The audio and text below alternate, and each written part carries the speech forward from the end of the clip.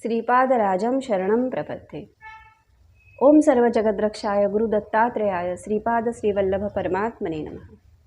श्रीपाद श्रीवल्लभ चरित्रामृत मूल ग्रंथ रचयिता श्री शंकर भट श्री श्रीपाद श्रीवल्लभांचे समकालीन। तेलुगू प्रत उपलब्धी श्री मल्लादी गोविंद दीक्षितुलू भीमवरम। मराठी अनुवाद श्री हरिभाऊ जोशी निटूरकर भाऊ महाराज हैदराबाद। आपण श्रीपाद श्रीवल्लभ चरित्रामृत ग्रंथाचं पठण करतोय आणि आत्तापर्यंत आपले 32 अध्याय पूर्ण झालेले आहेत। अध्याय पठणापूर्वी आपण अध्याय पठणाचं फल बघतो। 33व्या अध्याय पठणाचं फल आहे अनुकूल विवाह होण्यास। नमस्कार, मी सौ मृणाल मनोज गोखले। शिवाय चॅनलवर आपलं मनापासून स्वागत। शिवाय या चॅनलवर आपण अशाच आध्यात्मिक पोथी आणि पुस्तकांचं वाचन करतो। चॅनलला आत्तापर्यंत सबस्क्राईब केलं नसेल तर चॅनलला सबस्क्राईब करा, बेल आयकॉनवर क्लिक करा, म्हणजे पुढच्या व्हिडिओचं नोटिफिकेशन येईल आणि कुठचाही अध्याय चुकणार नाही। आणि अध्याय आवडला तर लाईक करायला आणि शेअर करायला विसरू नका। आपण वाचनाला सुरुवात करूया।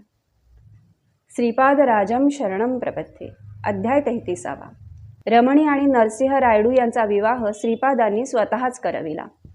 आम्ही दोघांनी श्रीपाद प्रभूंची आज्ञा घेतली। ते म्हणाले, बाबांनो, तुम्ही येथून निघून श्री पिठिकापुरास जावे। माझे मंगल आशीर्वाद तुमच्या पाठीशी आहेत। श्री महागुरूंची आज्ञा शिरसाबंद मानून आम्ही दोघे कृष्णा नदी पार करून पलीकडील तीरावर पोहोचलो। तेथे एका दगडावर श्रीपादांची पादमुद्रा पाहिली। नित्य श्रीपाद प्रभू त्याच दगडावर उभे राहून सूर्य नमस्कार घालीत। श्रीचरणांची चरणकमले तेथे पाहून आम्हास आश्चर्य वाटले आणि अत्यानंद झाला। आम्ही पंचदेव पहाड या ग्रामास पोहोचलो।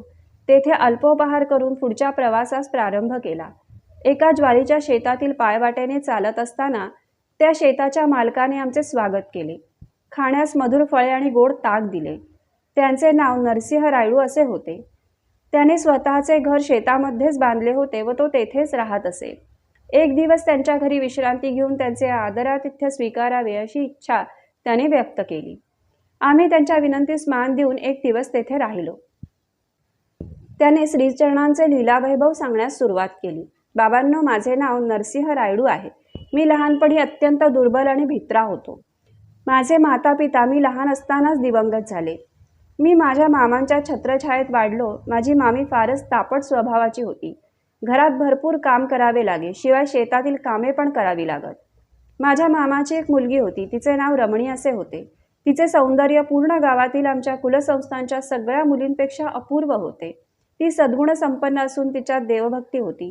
श्रीकृष्णाला ती आपले आराध्य दैवत मानित असे। माझी मामी मला शिळे अन्न खाण्यास देत असे, ते तिला सहन होत नसे। माझा आहार फार स्वल्प होता। माझ्याबद्दल आदर असा घरात कोणाचाच नव्हता। कामाचा मात्र पहाडच असे। चोरून रमणी मला ताजे अन्न आणि मधुर फळे आणून देत असे। कधी ते माझ्या मामीच्या दृष्टीस पडल्यास माझ्याबरोबर तिची सुद्धा पूजा होत असे। माझे मामा स्वभावाने फार चांगले होते, परंतु बायको पुढे त्यांचे काहीच चालत नसे। तिच्यासमोर ते असमर्थच होते। कधी कधी माझी मामी आमच्या कुलस्थातील माझ्यापेक्षा बलवान मुलांना बोलवून मला मारायला सांगत असे। माझ्या या दुर्बलतेमध्ये मारहाणीने दुर्बलता आणि भित्रेपणा अधिकच वाढला। माझ्यापेक्षा वयाने लहान पण सशक्त मुलांसमोर सुद्धा मी असमर्थ असहाय्य वाटत होतो। ते माझी टिंगल करीत। अशा प्रकारे कष्टमय जीवन मी जगत होतो। आमची रमणी सौंदर्यवान असल्याने गावातील आमच्याच कुलातील सगळ्या युवकांची तिच्याशी लग्न करण्याची इच्छा होती, परंतु तिला माझ्याशी लग्न करावयाचे होते। माझ्याजवळ पैसा अडका तर नव्हताच, शिवाय दुर्बल शरीर आणि भित्रा स्वभाव यामुळे ते कसे जमणार हा प्रश्न होता। आमचे मामा धनवान श्रीमंत होते। ते स्वभावाने चांगले होते, पण त्यांना पैशांची आशा फार होती। मामी दुष्ट होती, परंतु तिची स्तुती केली की ती फसत असे। आमची रमणी कसेही करून मीच तिचा पती व्हावा अशी श्रीकृष्णाजवळ दररोज प्रार्थना करीत असे। एकदा आमच्या गावात एक ढोंगी साधू आला। तो कालीचा भक्त असून भूत भविष्य आणि वर्तमानाचे त्याला ज्ञान आहे असा साऱ्या गावात प्रचार झाला। त्याच्याजवळ भूत भविष्य जाणण्याची विद्या होती। गावात त्याने सांगितलेले भविष्य 100% खरे झाले होते। आमच्या मामीवर त्याने माया केली आणि तिला घरात काली पूजा करावी असे सांगितले। सगळी तयारी करून घेतली। त्याने रमणीची पूजेतील कृष्णाची मूर्ती घराच्या बाहेर फेकून देण्यास सांगितले। त्या गोष्टीला मामीने होकार दिला। रमणी तळमळू लागली, विलाप करू लागली, परंतु सगळे काही व्यर्थ झाले। त्या ढोंगी साधूने पूजेस सुरुवात केली। अनेक कोंबड्यांचा बळी दिला। त्या कोंबड्यांच्या रक्ताने सारे देवघर बघवेनासे झाले। घरात माणसाची कवटी आणि स्मशान साधना सामुग्री सुद्धा ठेवण्यात आली। ती पूजा परिपूर्ण झाल्यावर या घरात एके ठिकाणी विशेष अपार धनलाभ होईल, त्या संपत्तीने या कुटुंबात ऐश्वर्य संपन्नता नांदेल असे सांगून त्या ढोंगी साधूने सर्वांना विश्वासात घेतले. त्या साधूस वशीकरण विद्या अवगत होती. त्या विद्येच्या सहाय्याने आमच्या रमणीचे शील हरण करण्याचे त्याने योजिले. त्यासाठी तो चित्रविचित्र पद्धतीच्या पूजा घरात करत असे. त्यामुळे रमणीची प्रकृती क्षीण होत गेली. तिच्या वागणुकीत पण फरक पडला. अर्ध्या रात्रीच्या वेळी ती रक्तपान करू लागली. कोंबडे बकऱ्या मारून तिला ते रक्त देण्यात येत होते. तिच्या अंगात कालिका मातेचा प्रवेश झालेला आहे, त्यामुळेच ती रक्त पिते. रक्ताशिवाय माता शांत होत नाही आणि अपार संपत्ती पण मिळणार नाही. तिच्या अंगातील कालिका माता निघाल्यास ही कन्या पूर्ववत होईल असे त्या साधूने सांगितले. घरात बिभत्सपणाला ऊत आला होता. अचानक घरातील स्वयंपाक केलेले भांडे विहिरीत पडत होते. अर्ध्या रात्री घरात माणसांचे सापळे दिसत असे. तसेच विचित्र आकार दिसत आणि अकराळ विक्राळ आवाज ऐकू येत. आमचे घर स्मशानभूमीसारखेच दिसत होते. त्या साधूला घरातून पिटाळण्याचे धैर्य आमच्या मामामध्ये नव्हते. हे कष्ट थोडे दिवस सहन केल्यास अपार संपत्ती मिळेल या आशेने मामी दिवस काढीत होती. एकंदरीत गोंधळून जाण्यासारखी अशी आणि चिंताजनक परिस्थिती होती. अचानक एके दिवशी रात्रीच्या वेळी तो साधू रमणीजवळ गेला. तिचे वशीकरण झालेलेच होते. ती सांगितल्यासारखे ऐकेल आणि आपली इच्छा पूर्ण करील या विचाराने तो साधू तिच्याकडे गेला आणि तिच्या अगदी समीप गेला. रमणी जोरात ओरडली आणि जवळ असलेल्या एका वजनदार वस्तूने तिने त्या ढोंगी साधूच्या डोक्यावर प्रहार केला. ती असे वर्तन करेल असे तिला सुद्धा वाटले नव्हते. वशीकरण केल्यावर सुद्धा व्यक्ती अशा प्रकारे वर्तन कसे करते याचा साधूला सुद्धा उलगडा झाला नाही. श्रीपादांचे आर्तत्राण परायण तत्व. दुसऱ्या दिवशी सकाळी एक गरीब ब्राह्मण याचक आमच्या दारासमोर भिक्षेस आला. आमच्या घरी भूतप्रेतांचे जास्त वास्तव्य आहे, हवे असेल तर आपण त्यांना भिक्षा रूपाने घ्या असे रमणी त्या ब्राह्मणाला म्हणाली. त्याला त्याने नकार दिला. त्या ब्राह्मणाचे मुखारविंद अत्यंत शांत आणि उज्ज्वल होते. आमचे मामा बाहेर आले आणि म्हणाले, आमच्या घरची परिस्थिती अत्यंत चिंताजनक आहे. त्या परिस्थितीच्या कारक दुष्ट शक्तींचा आपण दान म्हणून स्वीकार करावा.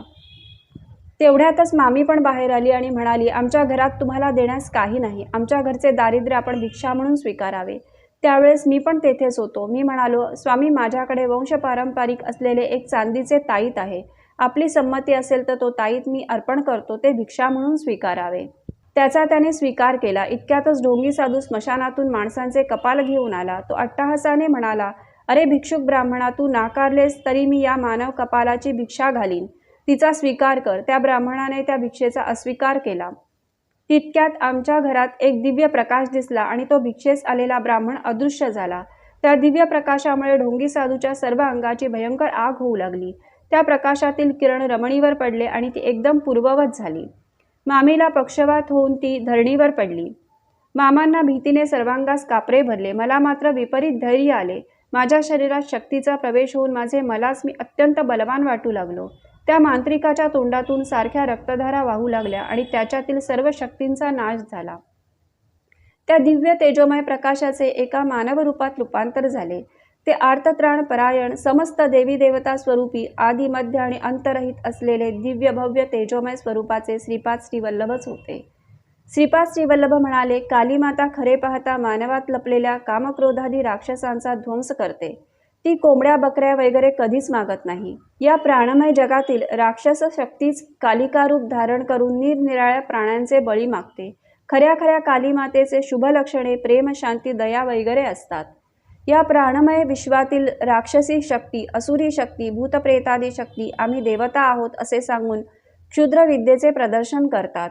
क्षुद्र मांत्रिक त्यांची उपासना करून या लोकात भलतेच उपद्रव निर्माण करतात. या जगातील निरनिराळ्या प्रेतात्म्यांना देवता शरीर धारण करता येते, हे लक्षात ठेवा. पण त्या देवतेची दैवशक्ती मात्र त्यांना नसते.